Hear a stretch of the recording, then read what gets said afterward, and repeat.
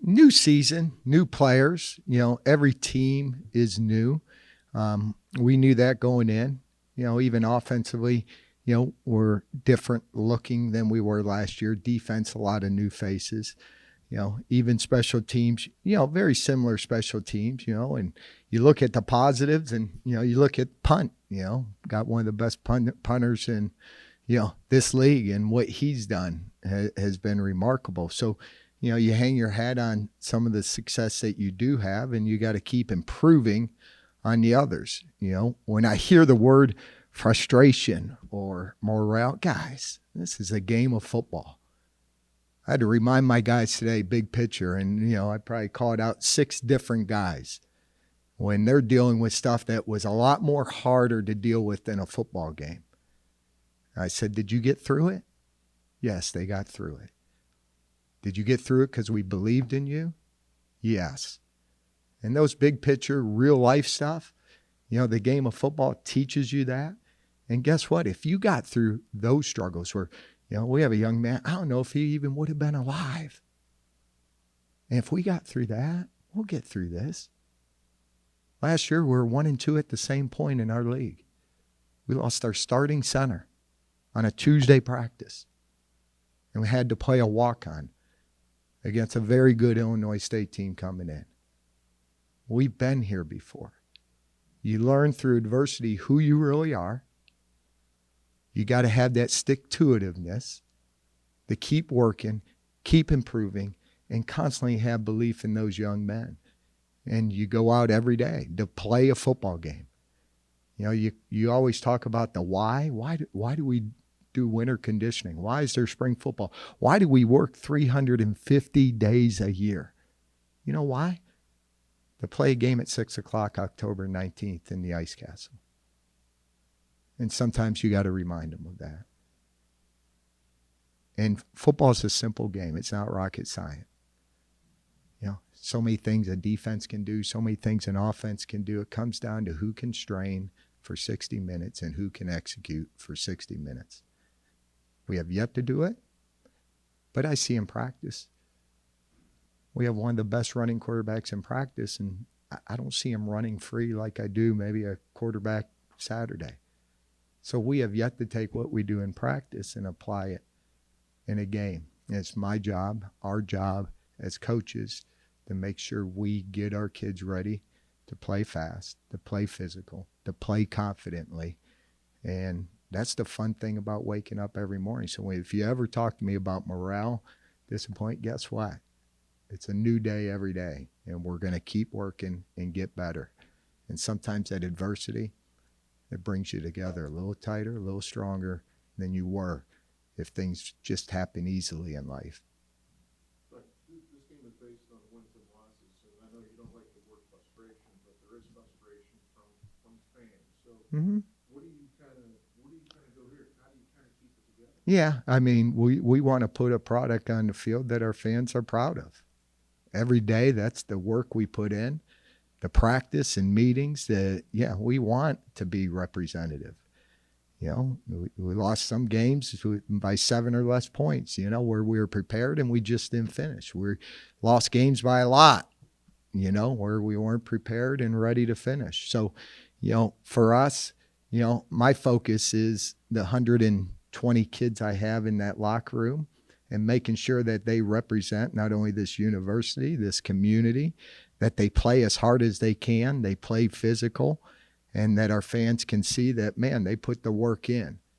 And that's the goal each and every week. And we definitely want to make our fans proud. From the losses or wins, we're going to learn from it. We're going to improve upon it.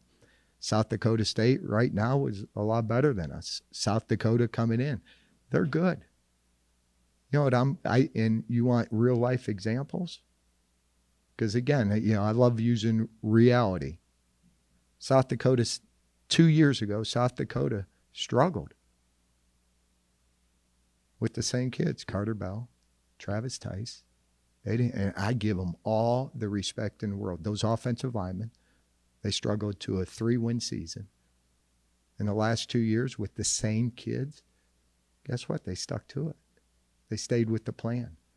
and we're going to continue to work as hard as we can. And I told our kids, you got to believe. And I want to see huge improvements from today to tomorrow's practice, from last Saturday to this Saturday. And, that's the fun thing we get to do is you only get to play 12 guaranteed games. There's a lot of football out there. We show them reality. Reality right now, there's a lot of teams in our league struggling. When's the last time you've seen UNI 4 straight losses? When's the last time you've seen Southern Hill? We're not the only ones trying to find an identity. And guess what? There's going to be half of those teams are going to go in one direction, but there's going to be a team that bucks that trend and gets it going in the right direction. And that's what you work for. And I got to focus on things we can control. And that is the 120 guys we have in that locker and what we do in these meetings and on this football practice field. And to be ready at 6 o'clock on October 19th to play football, strain, stay together, team for 60 minutes. You guys have played 4 one-score games. Is that kind of an indication of what you guys are right there? Kind of how do you kind of feel about this? How close you guys are to being where you want to be? Yeah, I mean, you can go back in a year. They've all been one-score games, whether it's been on our benefit, whether it's been at Western Illinois kicking a field goal, walk-off to win a game. So it always comes down to being a 60-minute battle. And then you got those teams where, I wish we have closed the gap. I do.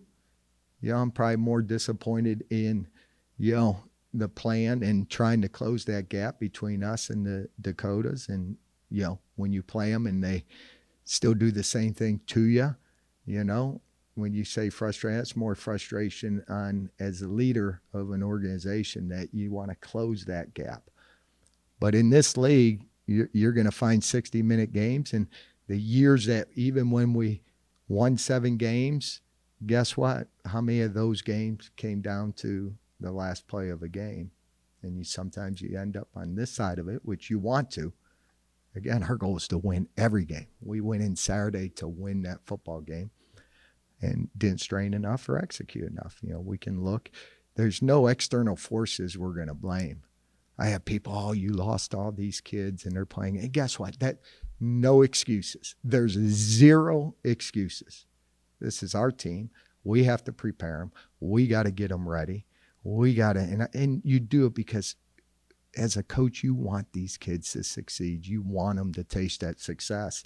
And that's what you put into it each and every day. So, and, so there's you get to work, you put the last game behind you, and guess what? Focus this week and prepare, put a plan together, go execute that plan against a very good football team. What has that response been like for you? Because you preach hard, 24 hours, we're done. Mm-hmm. Some of those leagues, I'm sure, are harder than others to do that. What have you seen? What have you been encouraged by after that whole new day mentality right now? Our kids come ready. Probably when they get home off the plane, it's a lot easier for kids. They're kids. It's probably harder on us older people to let things go. Kids just want to keep improving. Kids want to get to work. Kids know, we're always going to use it. Win or lose, you got to learn from it. There's 3 ways humans face adversity in life. One is no mas, they quit. We're never going to quit. The second is make excuses, coping. Oh, why is this happen? Oh, we lost this. We lost so many guys. Never will do that. But the third thing, that people that overcome adversity, they learn from it and they get stronger from it. And that's how we're always going to attack. Whether it's a win or loss, we're always going to learn, and we got to come out stronger from it and have the belief.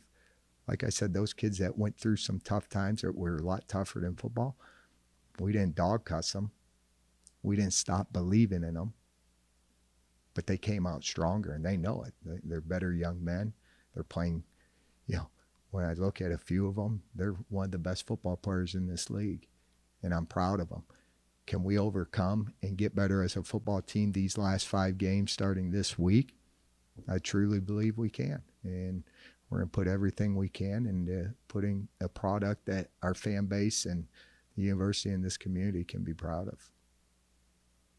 You know, you guys had a quarterback starter that went, you know, the last summer, last fall camp. At this point, you know, Bo had, you know, a lot of games, a handful of games under the starter. Has there been any consideration to maybe seeing what you have with one of the other guys, getting them more snaps, kind of figure them more? Did you watch the game Saturday? Yeah. National championship caliber team. 12 belonged on that field. 12 made plays. So if you're asking me, you got to watch games or ask opposing coaches. So you talk about adversity. How do the coaches play? Your assistant. Well, you better handle it the way the leader handles it. You know, you got to get better. And, you know, do I challenge? Yeah, we're going to challenge our kids. I challenge our coaching staff. You know, come in on Sunday, challenge them. We got to put a great game plan together that puts our players in the best situation to be successful. So that pressure, you know, we say pressure is a privilege. Guys, that pressure's there every day. I'm going to challenge our kids to execute. I'm going to challenge our kids to get better in fundamentals. I mean, that's coaching. And for our coaching staff, yeah, the challenge for us is I need you to coach better. I need you to find better ways. If they're not getting it, why aren't they getting it? Is it how we're teaching it?